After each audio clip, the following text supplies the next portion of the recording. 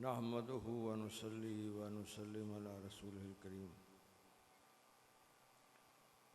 इंतहाई वाजिबुल एहतराम मुसलमान बहनों भाइयों, इस दारे अरकम इदारे का मैं पहले ही से मशकूर हूँ कि मेरी बेटी इधर से ही पढ़ी है और माशाल्लाह बहुत ही कामयाब जा रही है। अच्छे नंबरों में हमेशा पास हुई, तो इस इदारे का मैं शुरू से मशकूर हूँ। आज मुझे खिदमत का मौका मिला है, अल्लाह ताला कबूल फरमाए और हमारे बच्चे बच्चियों को वही कुरूने उला वाला जज्बा नसीब फरमाए जिसके बारे में अल्लामा इकबाल फरमाते हैं, जवानों को मेरी आहे सहर दे,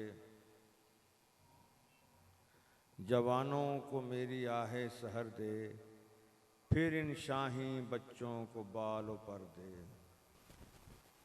खुदाया आरज़ू मेरी यही है, मेरा नूरे बसीरत आम कर दे। तो ये आज के हम जिन्हें बच्चे समझते हैं, बच्चे नहीं समझने चाहिए।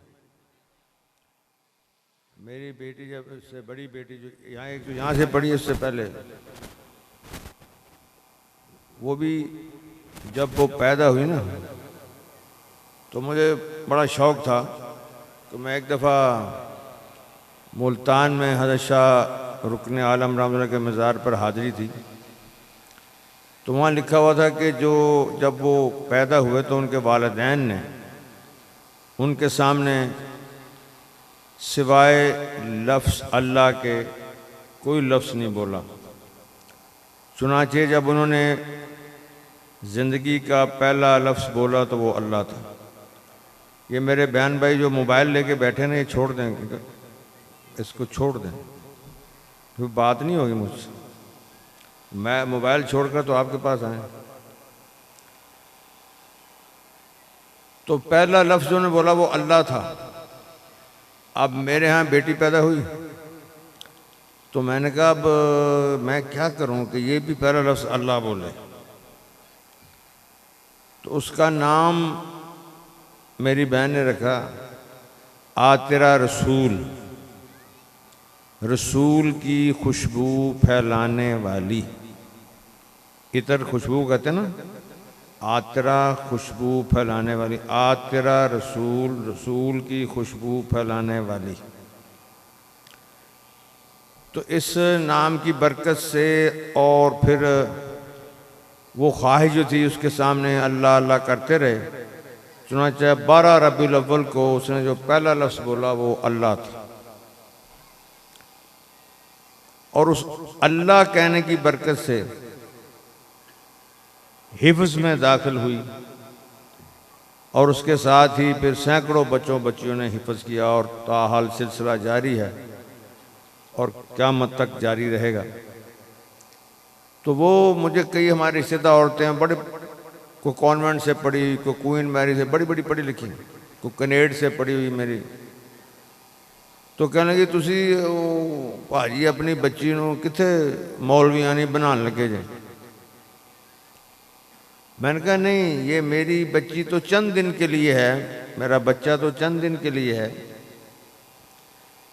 उसके बाद ये मुझसे जुदा हो जाएगी, फिर एक नस्ल की माँ बनेगी। उस नस्ल की तरबियत के लिए मैं इसकी तरबियत कर रहा हूँ। हम बच्चे को बच्चा ना समझें, ये कल के बड़े हैं। हमारी निगाहों में इनका वो बड़ापन ज़हन में रहना चाहिए कि आज तो ये गोद में खेल रही। मुझे याद है वो पहले दफ़ा सर्टिफिकेट दे के आई हिफ्ज़ का, वो इकरा में पढ़ी थी, दूसरी यहाँ दारे अरकम में। तो वो लेके आई तो हमें दिखाया उसने, तो मेरी बेगम कहती है कि इसको संभाल लें, लेमिनेशन करें। फिर कहती है हाँ ये, उस वो खुद इतनी सी थी, तो कहती है ये अपने बच्चों को दिखाया करेगी। तो आज माशाल्लाह उसके बच्चे हैं, उनको दिखाती है। तो ये बच्चे चंद दिन के लिए होते हैं। दारे अरकम जैसे दायरे मुझे इसलिए पसंद है कि ये बच्चों की ऐसी तरबियत कर रहे हैं कि वो बड़े होकर माशरे के ज़बरदस्त उस्ताद बन रहे हैं, टीचर्स बन रहे हैं, गाइड बन रहे हैं।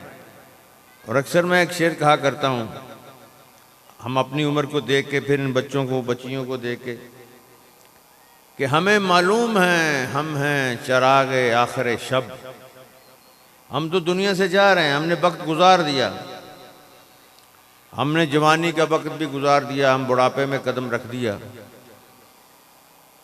हमें मालूम है हम हैं चराग आखिर शब। जो चिराग रात को जलता है वो सहर के वक्त टिमटमा रहा होता है कि अब इसने बुझ जाना है, तो हमारी हैसियत वो है। तो बच्चों की क्या हैसियत है? हमें मालूम है हम हैं चिराग आखिर शब, हमारे बाद अंधेरा नहीं उजाला है। ये बच्चे बच्चियां हमारी सहर हैं, ये हमारी तो शाम है लेकिन ये हमारी सहर हैं। हम डूबते हुए सूरज हैं, ये उभरते हुए सूरज हैं। अगर इनकी सही तरबियत होगी तो एक एक बच्चा एक कौम की तरह होता है, वो कौमों की तरबियत करेगा। नबी करीम सल्लल्लाहु अलैहि वसल्लम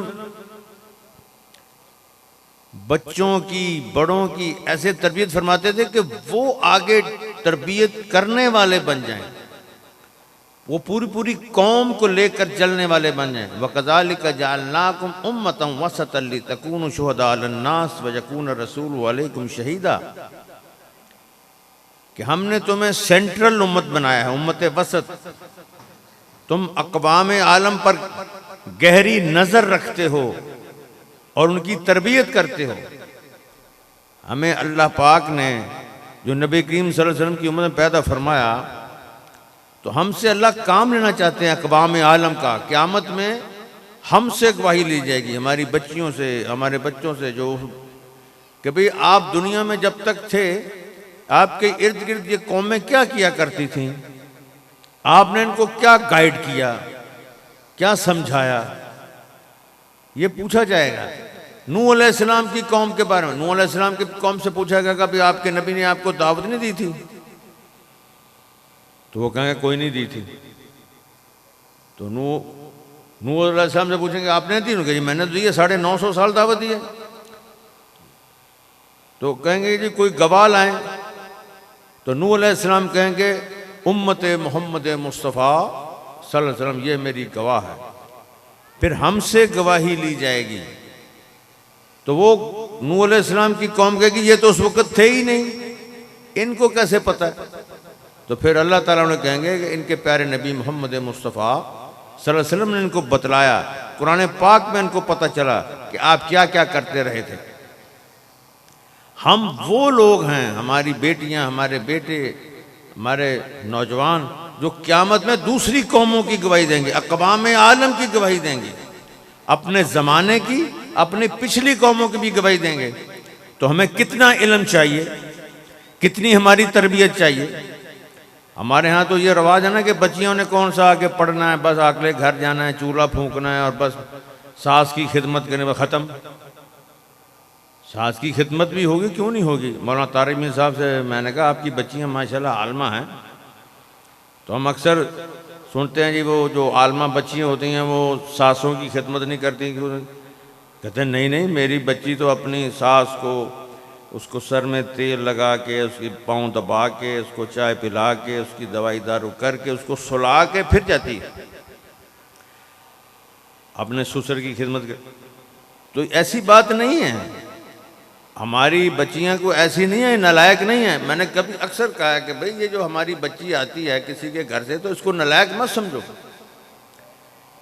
अल्लाह ताला ने जब भी कौमों की तकदीर बदलने का इरादा किया तो सबसे पहले ख़वातीन को मुंतखब किया, उनके ज़रिए फिर वो ऐसी उन्होंने तरबियत की अपने बच्चों की कि वो कहाँ से कहाँ चले गए। तो हमारा इस्लाम जो है वो, मुझे एक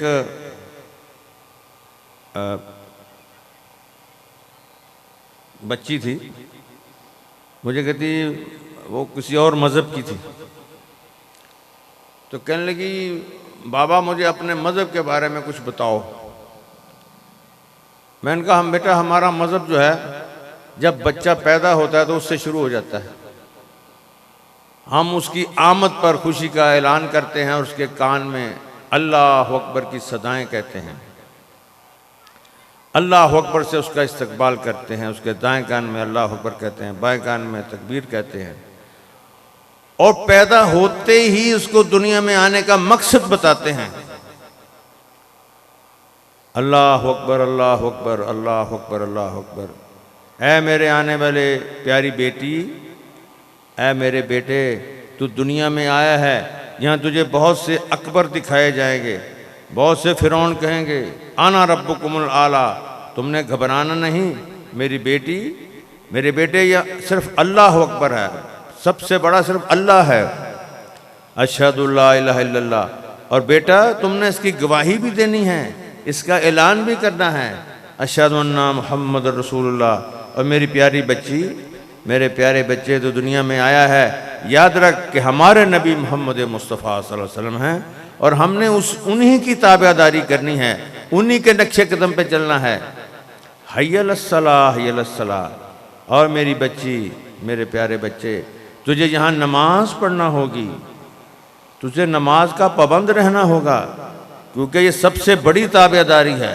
कलमा पढ़ने के बाद सबसे बड़ी जिम्मेदारी है, ये वो बोझ है जिसका हम वादा करके आए हैं। हय्या अलल फलाह हय्या अलल फलाह। और मेरी नन्ही बच्ची और बच्चे, इसी में कामयाबी है, मुकम्मल कामयाबी इसी में है। अल्लाह अकबर ला इलाहा इल्लल्लाह।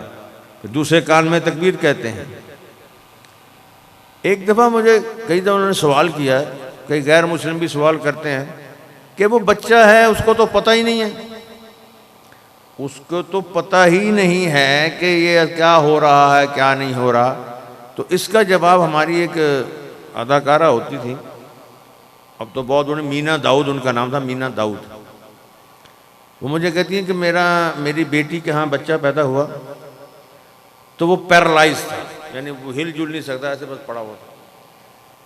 2 साल हमने पूरी दुनिया के डॉक्टरों का इलाज करवाया, उसको आराम नहीं आया। तो फिर किसी ने कहा कि इसको किसी गैर मज़हब के किसी इबादत खाने में ले जाओ, वहाँ वो उसके सामने जाएगा, जो उनकी वहाँ चीज़ें पड़ी होती हैं, तो इस पर उनका जो मज़हब का जो बड़ा है वो इसका इलाज करेगा तो ठीक हो जाएगा। अब वो कहने लगी हम चले गए। तो जब बच्चा उनके इबादत खाने में दाखिल हुआ, जब वो चीज़ों के सामने गया तो वो इतनी ज़ोर से चीखा कि वो इबादत खाना उनका ना ऐसे हिलना शुरू हो गया। तो उनके बड़े कहा ले जाओ ले जाओ, बाहर ले जाओ बाहर ले जाओ बाहर ले जाओ। हम बाहर लेके गए, फिर उसको अंदर लेके गए, फिर बच्चा ऐसा चीखा कि वो फिर वो हिलने लगा। उनका बाहर ले जाओ ले जाओ ले। तो बाहर जो उनके साथ अक्लमंद आदमी था, उसने कहा इस बच्चे के कान में आज़ान जा चुकी है, इसको पता चल चुका है कि सिर्फ अल्लाह ही अकबर है, अब ये किसी और के इबादत खाने में नहीं जाएगा, ये किसी के आगे सजदा नहीं करेगा, ये किसी के आगे झुकेगा नहीं। पैरालाइज बच्चा है, लेकिन उसके कान में जो अल्लाह अकबर की सदा चली गई है वो उसके लाशऊर में पैवस्त हो गई है, रिकॉर्ड हो गई है। अब वो मौत तक उसके दिमाग से निकल नहीं सकती, ये रिकॉर्डिंग हो जाती। इसलिए अल्लाह वाले अक्सर कहते हैं कि जब बच्चा पैदा हो तो फौरन जल्द फौरन उसके कान में अल्लाह अकबर पहुंच जाना चाहिए। अगर उसको देर लगा दी कि हमारे बुजुर्ग आ रहे हैं, वो कल पहुंचेंगे, तो उसके कान में दुनिया की आवाज़ें आनी शुरू हो जाएंगी, तो वो फिर वो दुनियादार हो जाएगा, उसका ध्यान उधर चला जाएगा। हमारा बच्चा पैदा होते ही तालीम हासिल करना शुरू कर देता है। अब वो बच्ची मुझसे पूछे हैं बाबा, मैंने कहा वही बच्चा जब बड़ा हो जाता है, बूढ़ा हो जाता है, जब वो दुनिया से चला जाता है, तो जब वो जाने लगता है तो हम फिर उसको कहते हैं ऐ वो बच्चे, जब तू दुनिया में आया था तेरे कान में अजान दी गई थी, आज तू 60 साल का 70 साल का बाबा होके दादा नाना होके जा रहा है, तो क्या दुनिया में तूने सच पाया? क्या अल्लाह अकबर ही था? हम फिर उसको अल्लाह अकबर सुनाते हैं, उसकी आमद भी अल्लाह अकबर की सदाओं में, और उसको हम दुनिया से भेजते हैं तो भी अल्लाह अकबर की सदाओं में भेजते हैं। अगर दरमियाना वक्फा हमने अल्लाह अकबर के तहत ना गुजारा तो फिर हम बहुत परेशान होंगे। ये इन इदारों से, दारुल अरकम जैसे जो भी इस किस्म के जितने भी हैं, मैं बहुत ही खुश होता हूँ, बहुत ही खुश होता हूँ और बड़ा अपनी फ़ख्र महसूस करता हूँ कि मुझे उन्होंने बुलाया, मेरे बच्चे यहीं से पढ़े और अल्हम्दुलिल्लाह आज माशाल्लाह कोई बाहर गया है, कोई बाहर पढ़ रहा है, कोई कहीं कर रहा है, और मुझे इंतहाई खुशी होती है क्योंकि हमारे यहाँ जो तरबियत का निज़ाम है वो किसी के पास नहीं। सूरह लुक़मान सारी की सारी बच्चों की तरबियत पे, क्या मेरे बच्चे अल्लाह के सिवा किसी को इबादत के लायक ना समझना, और याद रख मेरे बच्चे, दुनिया में कोई चीज़ भी छुपी हुई हो, चाहे ज़मीन की तहों में छुपी हुई हो, राई के दाने से भी छोटी हुई हो, पहाड़ों में छुपी हो, अल्लाह उसको क़यामत में ला के तुम्हारे सामने कर देगा। हमारे पहले ज़माने की हमारी माएँ, हमारी नानियाँ, हमारी दादियाँ बच्चों की ये तरबियत करती थी कि उनको ये यकीन आ जाए कि अल्लाह मुझे देख रहा है। ये उनकी तरबियत की जाती थी। जो कम किस्मती से कुछ इदारों ने इसको बिल्कुल छोड़ दिया। अल्लाह देख रहा है, अल्लाह हमारे साथ है, मुझे अल्लाह को राज़ी करना है, मुझे हज़रत मोहम्मद सल्लल्लाहु अलैहि वसल्लम के मुबारक तरीके पे चलना है, इसकी तरबियत इन इदारों ने फिर से शुरू की। जैसे हमारे अभी उस्ताद डायरेक्टर साहब ने फरमा रहे थे कि जो बातिल है वो गालिब नहीं है, वो गालिब हो ही नहीं सकता, हक ही गालिब है। कैसे गालिब?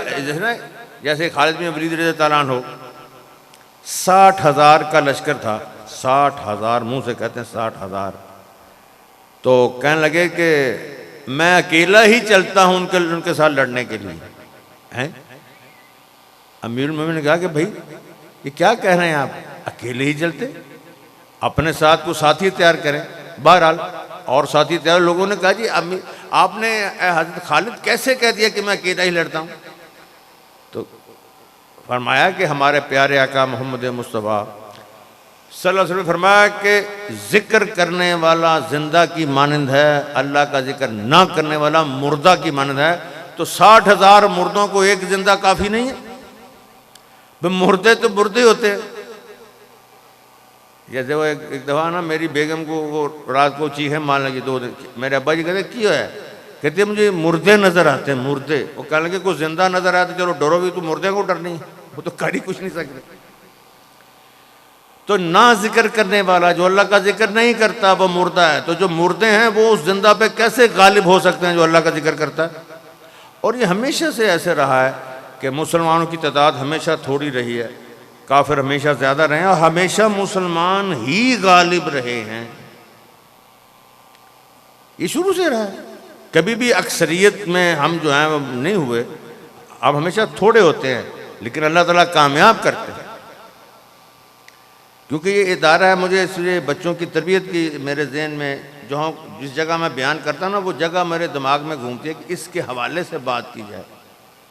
तो यहाँ क्योंकि बच्चे बच्चियाँ मैं देख रहा हूँ, वो मेरी नई बेटियाँ बैठी हुई हैं, वो छोटे छोटे हमारे मुस्तकबिल के जर्नैल करनैल, हमारी हेड मिस्ट्रेस बैठी हुई हैं, हमारी प्रिंसिपल बैठी हैं, लेडी डॉक्टर्स बैठी हुई हैं, हमारी साइंटिस्ट बैठी हुई हैं, ये नन्हे नन्हे।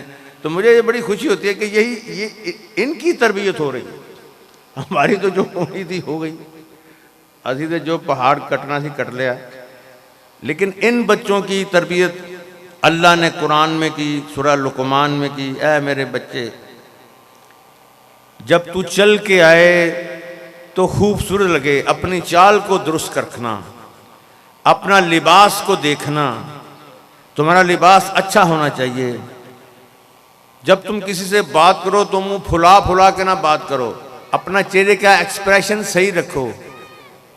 ऐ मेरे बच्चे, अपनी चाल को सही रखो, अपने बोलने को सही रखो, अपनी चाल को, अपने लिबास को, अपने बोलने को ये तरबियत है जो हमारे ज़िम्मे है। हमारे यहाँ हमाद जदून साहब अब यहाँ शायद बयान करके गए हों, तो उनके जो यानी टर्निंग पॉइंट था वो उन्होंने मुझे बताया कि वो क्योंकि बहुत बड़े मॉडल थे तो अपनी लड़कियों को कैट वॉक्स करवा रहे थे। कैट वॉक समझते, वो जो रैंप पे चलती हैं औरतें और इस तरह कर, वो कैट वॉक्स कहते हैं। तो कहते हैं 2 तबलीग वाले पता नहीं किधर से आ गए तो मेरे ऑफिस आ गए, तो मैं उस वक्त करवा रहा था, कैट वॉक्स करवा रहा था। तो मुझे बहुत गुस्सा आ गया, ये कहाँ से आ गए। तो मैंने म्यूज़िक वाले से कहा आवाज़ ऊंची कर दो, खुद ही भाग जाएंगे, लाहौल पढ़ते भाग जाएंगे। लेकिन वो भी तबलीग वाले तो बड़े पक्के होते हैं, वो कानों में उंगली देके बैठे रहे। जब वो म्यूज़िक ख़त्म हुआ तो मैंने लड़कियों से कहा कि इनके करीब करीब आके बॉक्स करो ताकि भाग जाएं। वो नज़र नीचे झुक के बैठे रहे। फिर मैंने कहा अच्छा चलो तुम लोग जाओ। मैंने कहा भाई तुम यहाँ क्या कर रहे आए हो, मेरे पास क्या बात है। तुम उन्होंने कहा जी हम आपको कहने आए हैं कि नबी करीम सल्लल्लाहु अलैहि वसल्लम का दीन सारी दुनिया तक पहुँचाना है, और जब तक सीखा ही ना हो तो कैसे पहुँचाना है। उन्होंने कहा भाई तुम मुझे जानते नहीं मैं कौन हूँ, मैं पाकिस्तान का नंबर 1 मॉडल हूँ, मुझे 17 किस्म की कैट वॉक्स आती हैं। तुम्हें पता क्या होती है कैट वॉक्स क्या होती हैं। उन्होंने कहा जी हमें तो नहीं पता, हम आपसे ये पूछना चाहते हैं क्या आपको हज़रत मोहम्मद सल्लल्लाहु अलैहि वसल्लम की तरह चलना आता है, वो वॉक आती है, हजूर वाली वॉक आती है आपको। मैं खामोश हुआ। फिर मैंने सोचा कि मैं इनसे सीख लूँ ताकि आइंदा कभी कोई आए तो उसे को मुझे वो भी आती है। तो मैंने कहा आप मुझे बताएं कि कैसे चलते थे हजूर सल्लल्लाहु अलैहि वसल्लम। तो उन्हें मुझे बताया, मैंने एक तरफ से दूसरे चल के दिखाया तो उन्होंने कहा नहीं ऐसे नहीं, थोड़ा झुकाव होता था, कदम शरीफ छोटे होते थे और ऐसे जैसे ढलवान की तरफ चल रहे, ऐसे मुझे बताया। मैं फिर दूसरी तरफ चल के गया, फिर उन्होंने बताया, फिर चल के गया। जब तीसरी या चौथी दफ़ा मैं चलने लगा तो अल्लाह ताला को वो मेरा नबी करीम सल्लल्लाहु अलैहि वसल्लम की चाल मुबारक को सीखना इतना पसंद आया कि तीसरी दफ़ा मेरा दिल ही बदल गया। और वो दिन है, आज का दिन है माशाल्लाह, आपके सामने पूरी दुनिया में तबलीग करते फिरते हैं। तो हमें तो नबी करीम सल्लल्लाहु अलैहि वसल्लम की ज़िंदगी को सीखना है। और दुनिया का सबसे बड़ा मोर्जा है, वैसे आप मोर्जा सुनते रहते हैं, लेकिन नबी करीम सल्लल्लाहु अलैहि वसल्लम की ज़िंदगी मुबारक का जो सबसे बड़ा मोर्जा है, जो अल्लाह ने कुरान पाक में फरमाया, लक़द कान लकुम फ़ी रसूलिल्लाहि उस्वतुन हसना। दुनिया में खरबों लोग आए, खरबों आएंगे, खरबों आते रहेंगे, जितना भी आएंगे, खरब हो खरब, मर्द औरत बच्चे बूढ़े बादशाह जनरल जस्टिस, बाल बनाने वाले, जूती बनाने वाले, कपड़ा बनाने वाले, teachers, doctors, professor, scientist, IT वाले, तमाम किसी भी शोबे वाले, किसी भी कौम के, American, Canadian, Malaysian, Indonesian, French, Dutch, जो दुनिया में हैं, सबके लिए मॉडल मोहम्मदुर रसूलुल्लाह सल्लल्लाहु अलैहि वसल्लम। ये कितनी अमेजिंग बात है, कितनी हैरान कुन बात है कि जनरल किसी जनरल का आइडियल हो सकता है, मॉडल हो सकता है, ब्रिगेडियर ब्रिगेडियर हो सकता है, जस्टिस जस्टिस का हो सकता है, टीचर टीचर का होता है, जिम्मेदार जिम्मेदार का होता है, ताजर ताजर का होता है, औरतें औरतों का होती हैं। ये क्या कि किसी भी किस्म के, किसी भी ट्रेड का, किसी भी डिपार्टमेंट का, किसी किस्म का आदमी हो, औरत हो, उसके लिए नमूना है तो मोहम्मद मुस्तफ़ा। ये इतनी हैरत अंगेज बात है कि आदमी ज़रा सा सोचे तो दुरूद शरीफ पढ़े बगैर उसका गुजारा नहीं होगा। कि ऐसी आप सल्लल्लाहु अलैहि वसल्लम की, आप जैसे हमारी बेटियां बैठी हैं, मैं बैठी, नबी करीम सल्लल्लाहु अलैहि वसल्लम की 12 अज़वाज मुतहरात हैं कि वो पूरे का पूरा दीन समझाने के लिए, एक एक चीज़ समझाने के लिए हमारे पास ख़वातीन के लिए। अब मेरी बेटी की शादी है ना उसी की, तो मैंने कहा मैं क्या तोहफ़ा दूँ तुझे। मैंने कहा वो हीरों का सेट बताएगी। उसने कहा नहीं बाबा जी, तज़किरा तो सहाबियात मुझे किताब ला के दें, तोहफ़ा दुल्हन ला के दें जिसमें उम्महातुल मोमिनीन और बिनाते मोहम्मद मुस्तफ़ा और सहाबियात का तज़किरा है कि वो कैसे ज़िंदगी गुजारती थी, ताकि मैं भी हजूर सल्लल्लाहु अलैहि वसल्लम की पसंद वाली ज़िंदगी गुजारूं। अम्मी जान खदीजा यानी हजूर सल्लल्लाहु अलैहि वसल्लम पहला दिन है गार हिरा से तशरीफ़ लाए हैं और आपको टेम्परेचर हो गया जिसमें मुबारक ऐसे सर्दी महसूस होती है, तो आप हमारा ज़म्मिलूनी मुझे कंबल उड़ाओ। तो हमारी अम्मी जान खदीजा रज़ी अल्लाह अन्हा ने पूछा कि क्या हुआ, आपने पूरी बात सुनाई। तो फरमाया मुझे यूँ इस तरह डर लग रहा है।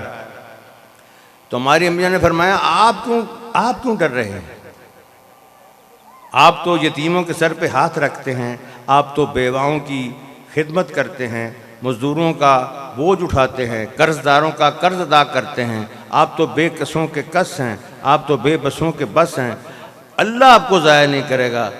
तो सारी कायनात को तसल्ली दे नबूवत, तो नबूवत को तसल्ली कौन दे। एक तरबियत याफ्ता हमारी अम्मी जान 10 साल जिन्होंने हजूर सल्लल्लाहु अलैहि वसल्लम के साथ गुजारे। ये 10 साल कौन से, नबूवत के बाद, पहले तो आपने 25 साल आपने साथ गुजारे ना, 25 साल आपकी रफ़ाकत है, लेकिन 10 साल जो नबूवत के बाद के इंतहाई क्रूशल टाइम है। आपकी ज़िंदगी पढ़े तो हमारी ख़वातीन को पता चले कि हमारी ज़िम्मेदारी क्या है। हमारी ज़िम्मेदारी सिर्फ खाना पकाना नहीं है, और मर्द की ज़िम्मेदारी भी पका कर ला के खाना देना नहीं है। मर्द की ज़िम्मेदारी इतनी नहीं है कि वो लाए कमा के लाए वो दे दे और औरत से बाद में हिसाब ले ले, ये ज़िम्मेदारियाँ नहीं हैं, ये तो सेकेंडरी ज़िम्मेदारी है। ये तो पागल को भी पता है कि ज़िम्मेदारी है। असल ज़िम्मेदारी है अपनी फैमिली को क़यामत तक के आने वाले इंसानों के लिए तैयार करना, कि वो लोगों की गाइडेंस करके। हमें अल्लाह ने टीचर पैदा किया है, डॉक्टर्स पैदा किया है। हमें ये जो होते हैं ना, ये जो हम जो नकाद होते हैं, तनकीद करने वाले, हम वो नहीं हैं, हम नकाद नहीं हैं। वो क्या कर रहा है, वो क्या कर रहा है, वो क्या कर रहा है। हम वो खरा सच कहने वाले नहीं हैं, कड़वा सच कहने वाले नहीं हैं। हम लोगों की बुराइयों की निशानदेही करने वाले नहीं हैं। हम बुराइयों को ख़त्म करने वाले हैं, बुराइयों को अच्छाइयों में तब्दील करने वाले हैं। जितनी देर हम किसी की तनकीद में लगाते हैं उतनी देर में हम उसकी इस्लाह कर सकते हैं। जितनी देर में हम किसी की बुराई पैदा करते हैं, किसी के अंदर के उसके लूप होल निकाल कर दिखाना शुरू कर देते हैं। अल्लाह के नबी ने तो सख्त नापसंदीदा इज़हार किया है कि जो किसी की बुराइयों को, किसी के ऐबों को लोगों के सामने बयान करेगा, औरतें बयान करेंगी, मर्द बयान करेंगे, अल्लाह उस बंदे को घर बैठे बदनाम कर देगा। आजकल हमारा यही शौक होता है ना, ये जो है इसका ये बुराई है, इसकी ये है, इसमें ये है, उसमें ये है। और टेलीविज़न पे बैठ के मैं तो खुद इसका हिस्सा हूँ, टेलीविज़न पे बैठ के और अखबारों में एक दूसरे के अंदर अच्छा भला आदमी से लोग मुतासर हो रहे हैं। अच्छा भले आदमी की वजह लोग नमाज़ों पे लग गए, कुरान अगर जिसके वो तो ये है, वो तो ये है, वो तो ये है। किसी की पीठ पीछे अच्छाई। अभी वो मेरी बेटी वहाँ नॉर्वे, वो कहती है वो मेरी जो सास है वो भी मेरी बहन है, कहती वो मुझसे ऐसे कर रही। मैं कहा तू एक काम शुरू कर दे, तेरी घर से लड़ाई ख़त्म हो जाएगी। कहती क्या? मैंने कहा अपनी सास की गैर मौजूदगी में उसकी तारीफ़ शुरू कर दे। मैं कहा हफ्ता डेढ़ के अंदर देखना उसका रवैया कैसे बदलेगा। हम एक दूसरे की तारीफ़ करना भूल गए। खालिद बिन वलीद तआला अन्हु मुसलमान कैसे हुए?